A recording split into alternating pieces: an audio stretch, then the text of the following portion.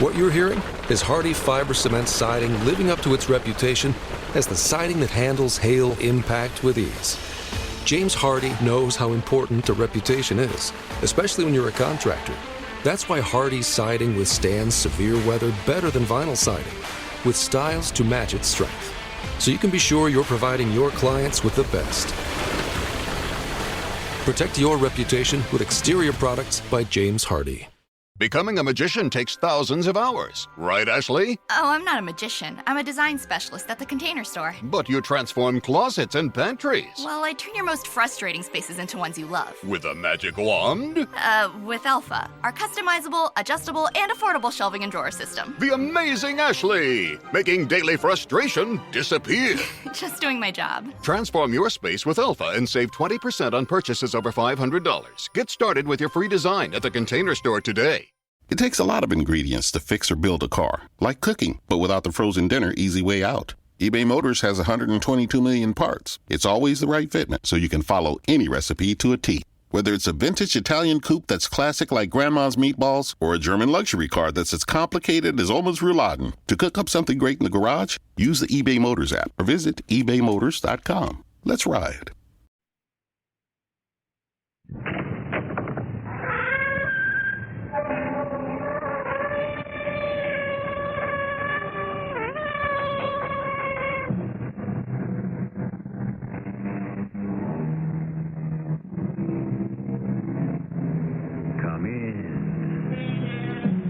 Welcome. I'm E.G. Marshall.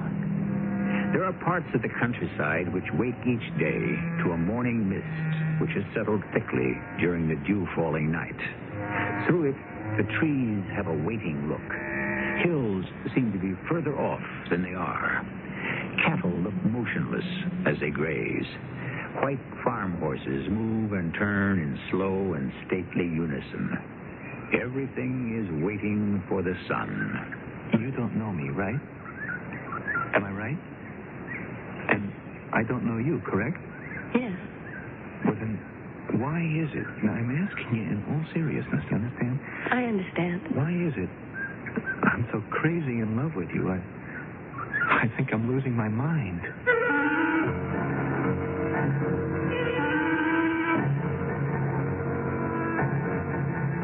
Our mystery drama, Out of the Mist, was written especially for the Mystery Theater by Elspeth Eric and stars Russell Horton. I'll be back shortly with Act One.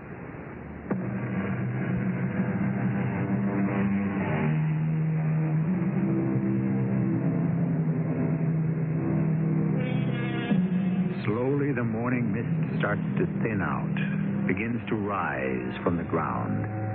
Each horse and cow stands in clear outline, and the pasture where they browse shows itself for what it is.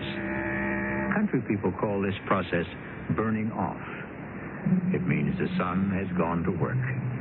The story we bring you now is called Out of the Mist. I'm crazy about my motorcycle. It's a road bike, fast and light. Great off-the-line acceleration. I love it. The other thing I love is the country. I never even saw the country till I was 19. And if it hadn't been for my bike, I might have lived my whole life without even knowing it was there. My name is Harry Steers. I graduated high school and went right to work in the garment district with the idea of working up the salesman. I might have made it if I hadn't bought my bike. I started riding out of the city on my day off. I saw trees, all kinds. I saw animals. Big ones, little ones. I saw fields of corn and clover and daisies. Most important of all, I met the old man. He was standing in front of an old white house trimming a hedge. He looked to be about 100 years old. But I found out later he was only 90. Hi there. Good morning. That's a nice-looking hedge. What do you call it? Yes, privet. You're not from around here, are you? No, I'm from the Bronx. And they have privet in the Bronx, too. Are you interested in privet? Not especially. I'm interested in everything about the country, everything that grows out of the ground. You know, know, I never knew that carrots lived under the earth. If they grew on bushes? Never thought about it at all. Carrots were just something in the supermarket. If it wasn't for this baby here, I might never have found out. Oh, your motorcycle. Yeah. Well, nice talking to you. Yes, it was very nice talking to you. Hey, listen, do you know there's a flower, I guess it's a flower. I see it along the side of the road a lot lately, a fantastic blue color. Oh, that's chicory. Chicory? No, that's not chicory. It's not? No, chicory's what my grandmother used to put in coffee. Well, she was using the root of the domesticated variety, which you see along the road is the wild chicory. It blooms in late summer. Well, I'd like to take some back to the Bronx. Oh, I'm afraid you couldn't do that. Wildflowers don't like to be transplanted. They like to wander, follow their impulses. They don't wish to be told what to do, where to go, where to live. They want to be free to roam, take up residence in a spot of their own choosing. How about that? And they will brook no interference. Well, You have to admire their spirit. I do. I admire it. You want to be on your way to the Bronx. I guess so. But if you're ever up this way again, stop by, huh? Well, I'll do that. I'll certainly do that. Goodbye. And don't forget.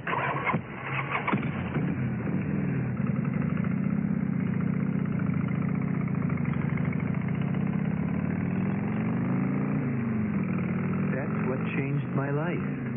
Put its mark on me forever. A little talk with an old man about privet and chicory and carrot, and an invitation to come back. I could hardly wait. If I'd known what would come of it.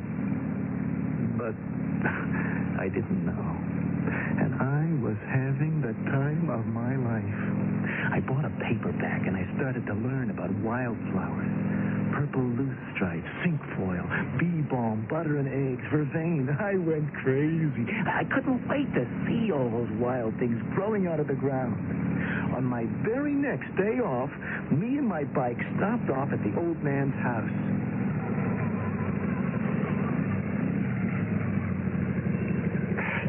Hi there.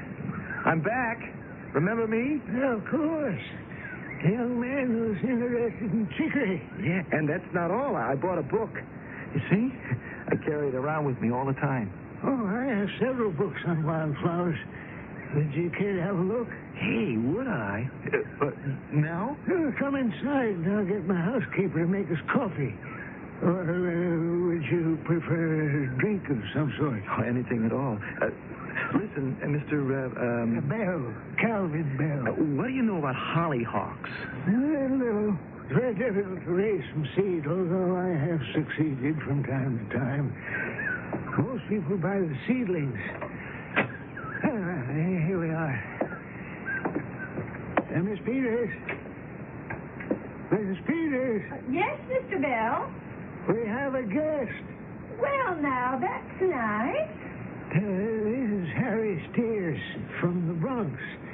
He drove up here on his motorcycle. Is that so? We'd be obliged to you for some coffee, Miss Peters. I'll see to it.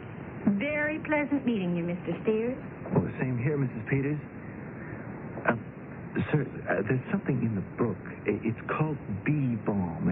I see it along the road some. Great shade of red. Some people have tried to domesticate it and call it bergamot. But I don't hold with that. I don't care for the whole idea of taking wild things and taming them. I like to leave things alone. Let them wander the earth as they please. Same thing with animals. I can't tolerate the thought of putting animals in a zoo for people to stare at and to laugh at and sometimes tease and feed unnatural things to, which can make them sick. Sometimes Seems as though man has a morbid desire to get his hands on everything that grows and do something with it. Twist it, turn it, take it apart. Make it into something it isn't, something different, more to his personal liking. Mr. Bell, you shouldn't get yourself all worked up. Yeah. No, I shouldn't. You're quite right. After all, I'm 90 years old, you know. Oh, you could have fooled me. Look here, if you're so interested in wild things, if you really like the country... Well, I am. I do a lot. Well, why don't you move up here? Forget about that Bronx place. Move in here with me. I got a big house. There's plenty of room. Well, what would I do? Could I work around the place, maybe? Hey, listen. I'm about 20 miles from Seneca. That's where the university is. I'll enroll you there, and you can study to become a botanist. What do you think of that? Oh, it'd cost money. Well, I couldn't sell my bike. No, there's no need. Keep it. Do you know, Mr. Steers, that there are wildflowers which are endangered? Trailing arbutus, bitter bloom, all the trilliums. Well, you mean endangered like wild animals? Precisely. Endangered species. The bluebell, the nodding wake robin, the cardinal flower, the butterfly weed. City people come for a drive in the country, and they think it's great sport to pick the pretty flowers. Of course, little things die within the hour, but what do the predators care? Harry, there are laws on the books against taking endangered wildflowers. Well, with your bike, you could police these people, these hunters. Arrest them? Yeah, track them down, report them. Or just tell them to stop and tell them why. Sometimes they'll cooperate if they understand. Oh, I guess I could do that. Yeah, sure you could. Protect my wild beauties. Yes. I'm too old. I can't go out on the roads and the highways. But you can. What do you say, Harry? Come on, indulge an old man. Will you, Harry? You're very hard to say no to, Mr. Bell. Here's your coffee, Mr. Bell. Say yes, Harry. There's cream and sugar if you want them. Wait a minute. I'm going to fetch some superlative brandy. It's been in the cellar for 20 years. And today is the day to open it. What's Mr. Bell so wrought up about? Oh, just an idea he's got. Something to do with his precious wildflowers? Yeah, that was part of it. Wanted you to help him save the poor, helpless things, Sort of. Mrs. Peters, he wants to put me through the university. Well, if you go to the university, you'll see a painting of Mr. Bell hanging in the front hall. A fine-looking man in his 20s. Tall, handsome, strong-looking. He came into a pile of money when he was young, and first thing he did was give half of it to the university. To the botany department, I'll bet. Yep. That's why they hung his picture in the main hall. But now, well, he's an old man, and he has notions. His mind wanders a lot. Remembering things, I suppose. Which seems very okay to me. Yes, well, I just thought you should be told. I did it. It was a chance I couldn't pass up. I moved in with Calvin Bell. And come fall, I signed up at the university majoring in botany. Every morning of my life, I walked to the main hall and saluted the painting of Calvin Bell as a young man. Mrs. Peters was right. He'd been a great-looking guy in his day. Better than 6 feet tall, with bright brown eyes and wavy hair. nice old coot now. Even if his eyes were dimmed, he walked with a stoop, and most of his wavy brown hair had fallen out. We got along fine. Actually, everything was just about perfect. Till I met that girl. Well, even that was good at the beginning. The trouble came later.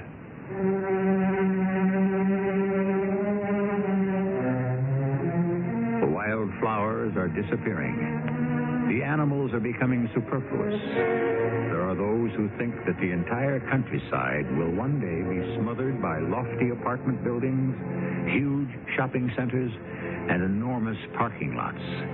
The entire earth will be man-made, and God's work will be only incidental.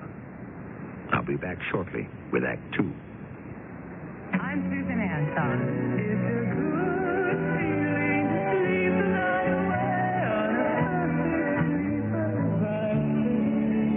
Pillow Soft is the ultimate in sleep. Unique exquisite cushioning for heavenly comfort on top. Ultra firm support inside. Perfect sleeper Pillow Soft. Firmness that feels good. Be a perfect sleeper. Buy a perfect sleeper. Perfect sleeper. Buy a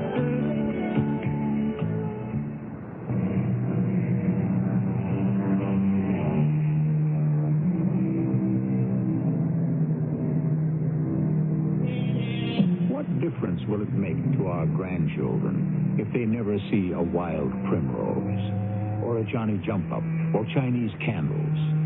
Will they know or care that these were flowers that grew freely with no help from man at all?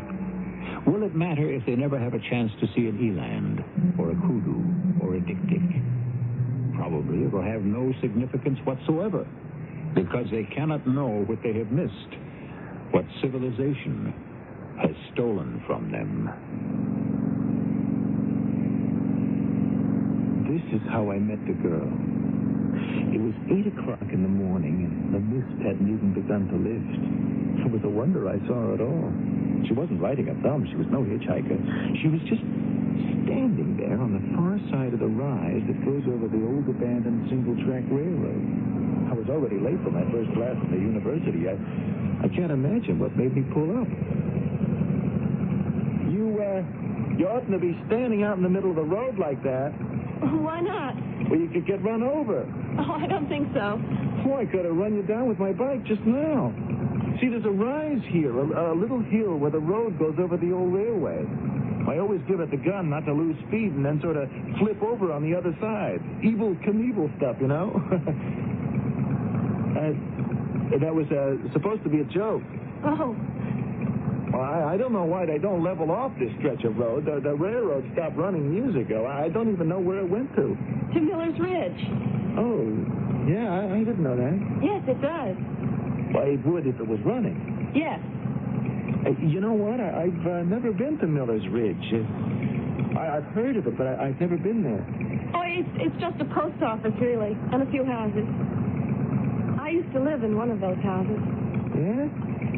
Before I went away to school. Well, I better be getting to class. I got an exam coming up. Nice talking to you. Goodbye. Have a nice day. Thank you. And remember what I told you about not standing in the mist like that. Wait till it burns off if you want a summer ride. You wouldn't want to get run down by a bike, would you? A bike? A bike. A motorcycle. This baby here. Oh. Well, better get on the stick. This exam is very important to me. I'm studying to be a botanist. That's nice. It's very nice. Concentrating on wildflowers. Yeah, I'm from the Bronx, New York. I'm hung up on wildflowers. How about that? I think it's nice. Oh, you see that? You see that? Mm-hmm. That is Queen Anne's lace. No, it's not. It certainly is. It's yarrow. No, that's Queen Anne's lace. Look at it. You know, you're right. It's yarrow. It's hard to tell unless you're close up. They do look alike. But Queen Anne's lace is pretty, delicate. Yarrow is, well... Like, more coarse. More coarse, yes. like Queen Anne's lace. Me? Yeah. Pretty and delicate. You'd better get on to your class at the university. Yeah, I guess I'd better. See you again, I hope.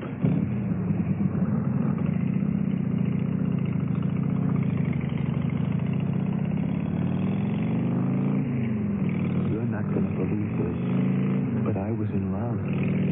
I was in love. I was a whole different person entirely from the one I'd been. It was nice. It was good. I felt like I wanted to be kind to everybody all over the world. I'm telling you, I sailed right through that exam. The questions were so easy I had to laugh. The professor looked surprised when I was the first one to hand in my book. But I tossed it on his desk, flashed him a smile, and swaggered out. All I wanted was to get back to the girl in the mist. Only there wasn't any mist now. It had all burned off by noon, the way it always does. But there she was, a little way down the slope, led to the old railroad track. Hi there. Hello, Mr. Sears. I came back. Yes, you did, didn't you? I hoped you would. Oh, what have you been doing all this time? Oh, just wandering around. Looking for wildflowers? Some of the time. Anybody try to pick you up or anything? No? You want to be careful of that kind of thing, you know? Why? Why? Well, the way things are. Don't you read the papers about what happens? I don't read the papers. All kinds of things happen. But then, you weren't looking to be picked up, were you? I don't think so. What were you looking to do? I wanted to get to Miller's Ridge. Were you going to walk? I guess so. You want to see a family, is that it? Or are you married? I'm not married. Not yet. Oh, that's good. It's your family you want to see, right? I just want to see the house. Because I used to live there. Oh, you're sentimental about it, right? Oh, yes. Very sentimental. I can empathize with that. I really can. I was born in a terrible house, and really awful, dinky, unattractive. But I've always thought that when I make some money, I'm going to buy that house. Gruesome as it was, I'll never really forget it. This house isn't gruesome. It's pretty. Oh, what do you say? You want me to take you there? Would you? Oh, I'd do a lot more than that for you. So, hop on. Right here. Now, if you kind of hitch up your skirt. Oh. You really ought to be wearing jeans, but, Oh, my goodness. That scare you? That's how you jump a bike. Come on. Put your arms around my waist. Should I? Well, if you don't want to fall off, you should. That's it. So, off we go into the wild blue whatever.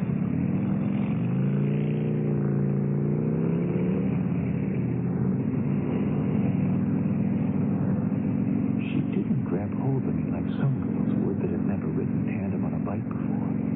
I could hardly feel her arms around me. I had to look down and see her hands clasped together and her thumb tucked inside my belt. Every so often I'd turn around and see this sweet face behind me. The sweetest face I'd ever seen in my whole life. Innocent and lovable. Like a wildflower. Where's this house you want to see? You keep going until you see a big oak tree. A really enormous one. Oh, there it is. See it? Oh, yeah. They must be 900 years old. You go left just beyond it. There's a dirt road. Dirt road? I didn't know they had those anymore.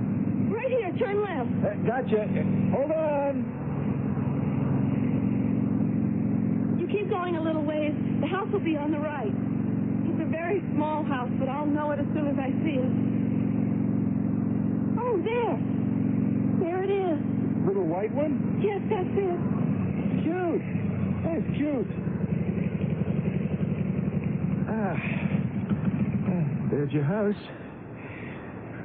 Well, what now? You've been so nice. I hate to ask you, but would you do one more thing for me? Well, I guess I'd do anything for you.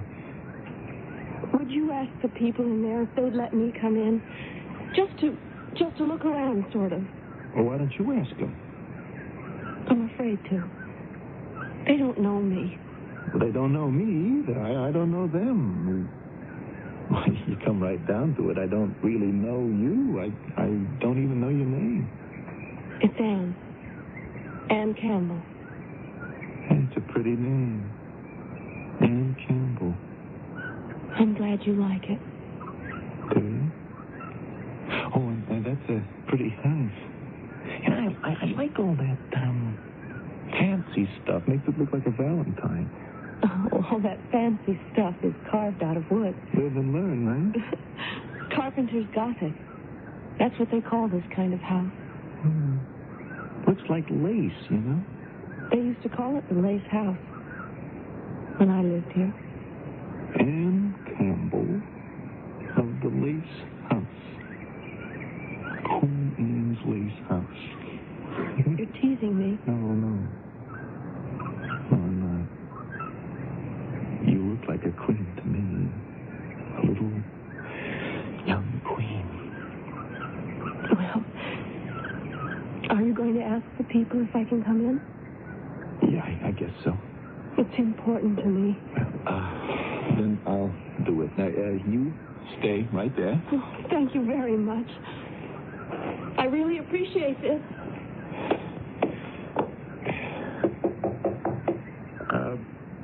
Anybody home?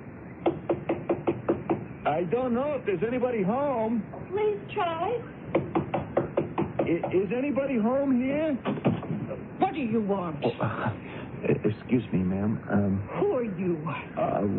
My name's Harry Steers. I live with Mr. Calvin Bell, the old gentleman that Now, what are you doing here? It's not for me. I got somebody with me. She used to live here. Well, plenty of people used to live here, plenty. Yeah, and she'd like but to... not for long. To come in. They all move out. If you don't mind. And that's what we're going to do. Move out. She slammed the door in my face. I felt terrible. Anne must have heard the whole thing. I wanted to put my arms around her and hold her and tell her not to mind. We'd come back some other time. But just as I was figuring out what to say and how to say it, I looked at the spot where I'd left her, and she wasn't there. She'd gone. I looked all up and down the dirt road. I asked everybody I could find, had they seen a young girl? Nobody had. Finally, it was getting dark, and I got on my bike and went home.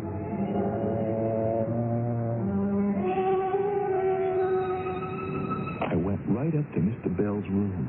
I knew he'd be lying down. He always did before dinner. I didn't even knock on his door. I went right in. Mr. Bell? Harry. Excuse me, but I got to tell you what happened today. You passed the examination. Oh, yeah, sure. But, Mr. Bell, I fell in love with a girl. Now, don't laugh. It's a fact. Oh, I wouldn't laugh. I picked her up on my bike. She wanted to go to Miller's Ridge. Miller's Ridge? Yeah, to visit a house there. She used to live in it. It's the prettiest house you ever saw. They used to call it the Lace House, she said. The Lace House. Yeah. Now, the girl, her name is Anne.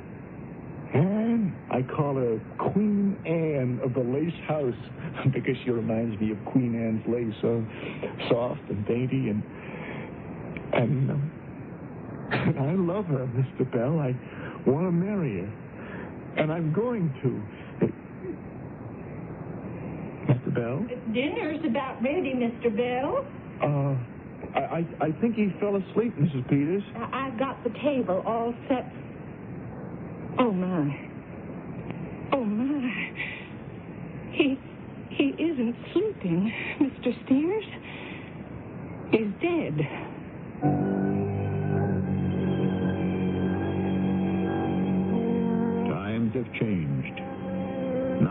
people stop to pick up strangers on the road anymore. And I've noticed that people seldom strike up conversations with strangers these days, pass the time of day, or exchange pleasantries. For that matter, you hardly ever see people smile at each other anymore, unless they know each other pretty well. Yes, times have changed, and it's sad.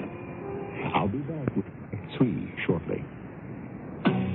Walter Cronkite, one of a kind, writing, editing, working with the superb CBS News team to gather and report the news.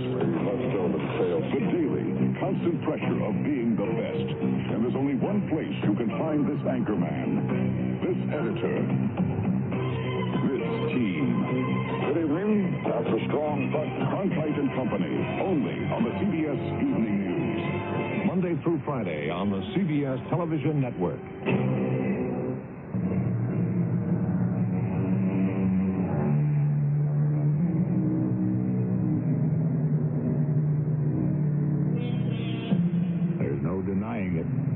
Fear has come to pervade our lives, and with fear comes suspicion. With suspicion comes hostility. And when hostility takes over, violence is sure to follow, until peace and trust are things of the past, lost to us, as though they had never existed, as though we no longer know what they mean, what they ever were.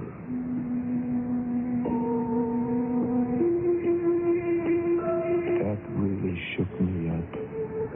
Calvin Bell dying like that right when I was telling him about Anne and me being in love with her. We buried him. A lawyer came to the house and read his will. He'd left his house and a bunch of money to Mrs. Peters, and something I certainly never expected, quite a few $1,000s to me. Mrs. Peters said she'd sell the house eventually, but till she did, I could certainly go on living there. And so I did. And I kept on going to the university to learn about wildflowers. And every morning on the way, I looked for Anne. And every afternoon on the way back. Sometimes I think I saw her coming toward me out of the mist. Other times I'd look down at that old single-track railway and think I saw her standing on the roadbed or sitting on the slope to one side or the other. But I never really saw her. Not even on my way home when there was no mist and I could see everything quite clearly. One day, I took it into my head to go to the Lace House at Miller's Ridge. There was a sign in front of the house, and it said, "For sale, Agent Nicholas Vaughn." I went to see Mr. Vaughn. Yes, sir? You Mr. Vaughn? Yes, sir. What can I do for you? Well, I want to see about buying a house in Miller's Ridge. Oh? Any particular house you have in mind? A little white house, carpenter's Gothic style. Someone told me it used to be called the Lace House. Yeah, I believe it was once called the Lace House. Charming place. Needs a few things done to it, but it's certainly... Well, anything it needs, I'll have it done. I want it. Well, aren't you curious about the price? I've got a little money. Calvin Bell left me some money. I'm Harry Steers. Oh, yes. Well, the house has been empty for some time now. I want it. It's had quite a few owners. I'd have to inquire about the asking price. I want that house. Mr. Steers, naturally, I'd be pleased to make the sale. Do you mind telling me why you're so set on buying this particular house? I want it. Well, frankly, Mr. Steers, that house has been, well, sort of a jinx. Everyone's enchanted with the house when they first see it, but once they've moved in, they take a dislike to it.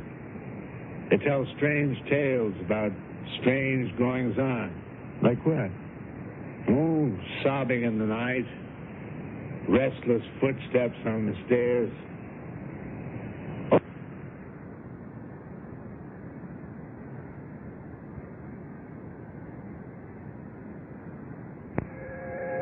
Did I know what I was doing?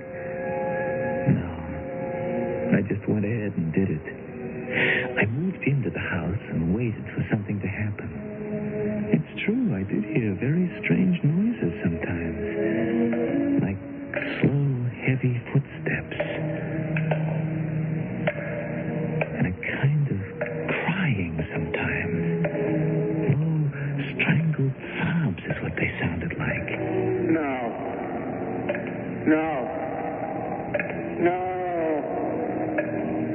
But none of these things bothered me. They were a kind of company for me. Because I was lonely and waiting. Then, one morning, I was riding my bike to school, and all of a sudden, out of the mist, Anne, it's you. It is you, isn't it? Hello, Harry. Well, it's been almost a year. Almost. But you look just the same. So do you. You know, I've been looking for you every morning, every afternoon, too. Sometimes I thought I saw you, but I never did, really. I saw you. You did? Well, why didn't you ever stop me? I don't know. I just can't believe finally after all this time. Look, you still want to go to Miller's Ridge? Oh, yes. To the Lace House? Yes, I do. Okay, I'll take you. Hop on. Will I be able to go inside? You bet you will. Are you sure? I'm positive. You know why? No. Tell me. Because it's my house now. Really? You mean it? I bought it. Why did you do that? Oh, I don't know. I thought maybe I'd find you there, I guess. Nah, that's not it. I thought I'd find you somewhere, like here, standing in the mist, and I'd take you to the house, and I'd take you inside and tell you how much I love you. And then we get married. You all set? Yes.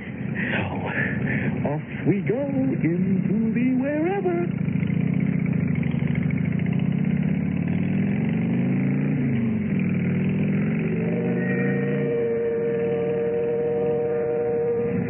Have you got any idea how I felt when I pulled up in front of the Lace House, helped her off the bike, and led her up to the front door, took out the key, unlocked and opened it? Her eyes opened about a mile wide when we stepped into the front hall. And then she started running all over the place, touching everything. She'd think I'd let her into paradise. After a while, I left the house and went over to see Mrs. Peters. I don't know if Anne even knew I was gone. Why, Mr. Steers, and how are you? Well, you're looking splendid, I must say. That's what I am, Mrs. Peters, just splendid. Oh, pardon the mess around here. I sold the house, you know. Oh, no, I didn't know. Oh, yes. Mr. Vaughn got me a real nice price for it. Oh, but my heavens, cleaning out all that stuff that's accumulated, you've no idea. All that clutter. Well, it wasn't like Mr. Bell to throw anything away. Oh, true word was never spoke. Well, now, and you, how are you getting along in your little lace house? Well, that's what I came over to talk to you about, Mrs. Peters. Oh, now, you're not happy there. What is it? The ghost's been bothering you? Not a bit. I always thought that was a lot of talk. Mrs. Peters, when I bought the Lace House, I didn't really know exactly why I was doing it. Got it cheap, that's what I figured. I bought it for a girl. A girl? Why, Mr. Steers, I didn't even know you had a girl. Well, I didn't. I mean, I just met her on my way to the university, and then one more time on my way back.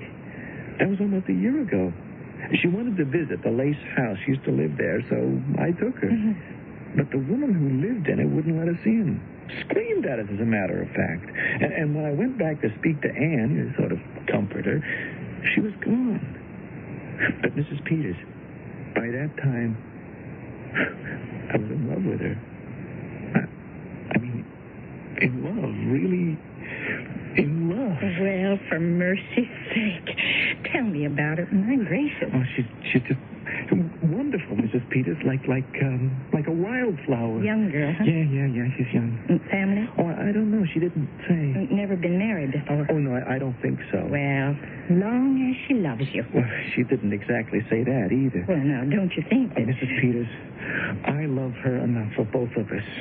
And when I talk about the wedding and everything,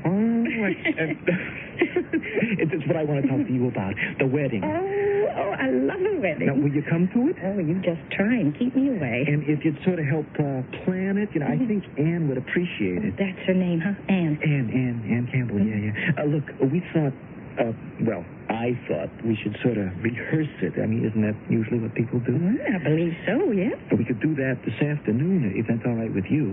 This is the anniversary of the day I met her for the first time. A year ago, September 15th. And today, the same day, 1 year later, I meet her again. It just seems, appropriate. So is it okay with you? Well, I guess so. Yes, it's all right. Thank you, Mrs. Peters. I hope you're doing the right thing. I really hope you are. Now, I think the minister should stand here in front of that fireplace. Now, let me pretend I'm the minister for now. Harry, now you stand on my left. Now, I think that's correct. Right, okay. And Anne, would you like to make an entrance down the stairs? What do you think? Whatever you say. It's such an informal wedding. Maybe if you just come in from the dining room, now how would that be? All right. And you walk up to the fireplace and stand just to my right. That'll be the minister's right. You want to try that, dear? All right. Now, the door from the dining room will be open just as it is now. All right, dear. Now, you come in now. All right. That's it, dear. Now, stand right about there, and then the minister starts to say those beautiful words about being gathered here in the sight of God and so on to unite this man and this woman in holy matrimony. No.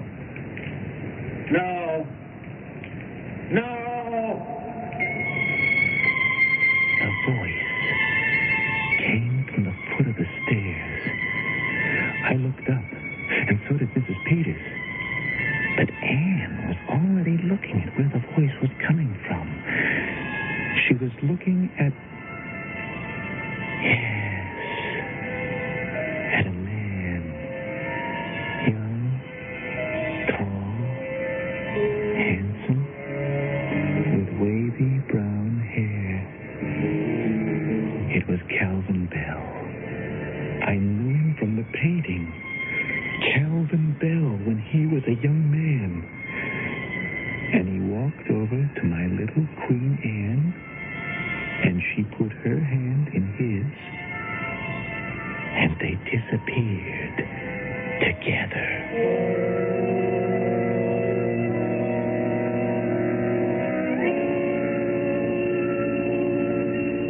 There's no explaining these things, Harry. Well, you saw him too, didn't you, Mrs. Peters? Oh, yes. Nobody would believe me if I told them, so I'm not going to try. It'll be between you and me, Harry.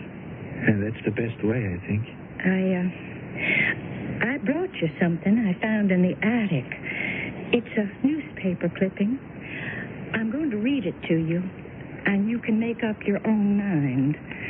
It says, "The morning train to Miller's Ridge was derailed yesterday due to mechanical failure.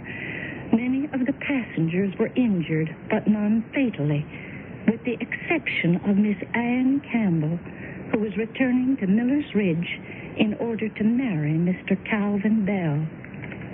The date on the newspaper, Harry, is September 15, 1912.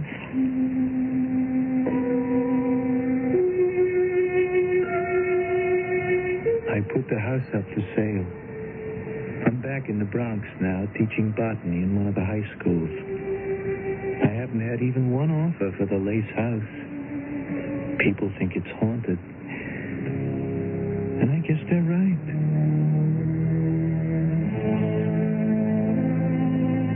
I shall make no statement about haunted houses, either for or against. Though there are those who claim they have lived with ghosts and even taken their pictures. But if the Lace House is haunted by the ghosts of Anne Campbell and Calvin Bell, why, then it must be a very happy place indeed. I'll be back shortly.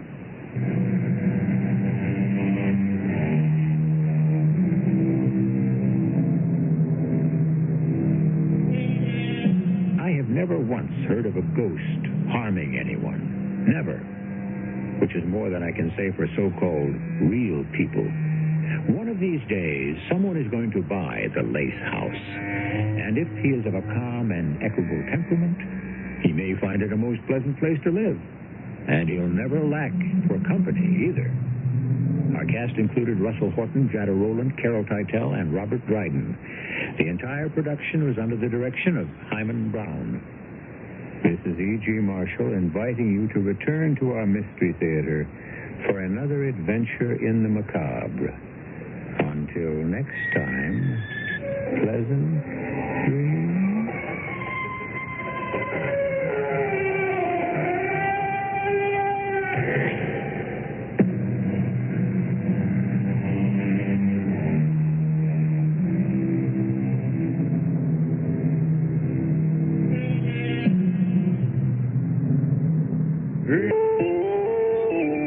CBS News. There are reports of damage, but apparently no serious injuries after an earthquake in the Imperial Valley of Southern California. This is John Bohannon reporting on the CBS radio network. The earthquake registered 6.4 on the Richter scale. Most of the damage is said to be in the Imperial Valley of California near the Mexican border. Marilyn Tyson describes what happened in her factory building near El Centro. It started out just with a little tremor, and then it just got intense. It was just terrible. And the pots in our office, the plants broke. We had about 60 of our workers in the yard getting paid off, and they just panicked. They just ran every which way, and it couldn't have lasted more than 20 seconds. Some people 200 miles away in Los Angeles felt the shock waves. The CBS employee, Frank Moreno, says there was no doubt that it was a major earthquake. A strong rolling motion seemed to start, and I was sitting at my chair opening envelopes when all of a sudden I felt a very strong movement. I turned around and saw the plant swaying, and all of a sudden I heard the ceiling here at the CBS building start to creak. Officials say as many as 70 people were slightly hurt. There's an unconfirmed report of one person killed in Mexicali, Mexico. Officials say it was the strongest earthquake in the Imperial Valley since 1940. More CBS News in a minute. I don't think we should be up here. Why? It used to be hard to find the exact auto parts you needed, and that meant spending a lot of time at swap meets. It's a different game now when you can order exactly what you need from eBay Motors. They have 122 million parts, so you can always find the right fitment. Spend less time searching and more time building with the eBay Motors app, or visit ebaymotors.com. Let's ride.